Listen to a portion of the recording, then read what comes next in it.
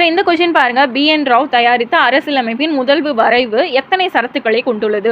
இந்த கொஷினை பார்க்கும்போது நமக்கு ஒரு டவுட் வரும். டக்குன்னு பார்க்கும்போது அரசியலமைப்பு எப்படி BN ராவ் வந்துட்டு தயாரித்தாங்க அப்படின்றது. பட் இங்கே கொஷின்லேயே கரெக்டாக கொடுத்துருக்காங்க. முதல் வரைவு எத்தனை, இது முதல் வரைவு எத்தனை சரத்துக்களை கொண்டுள்ளது. இதுலேயும் ஒரு சிலருக்கு வந்துட்டு கன்ஃபியூஷன் ஆகும். அம்பேத்கர் தானே வரைவு குழு தலைவராக இருந்தார், இவர் எப்படின்னு நம்ம எல்லாருக்குமே தெரியும். BN ராவ் தான் வந்துட்டு வரைவு குழு தலைவராக இருந்தார்.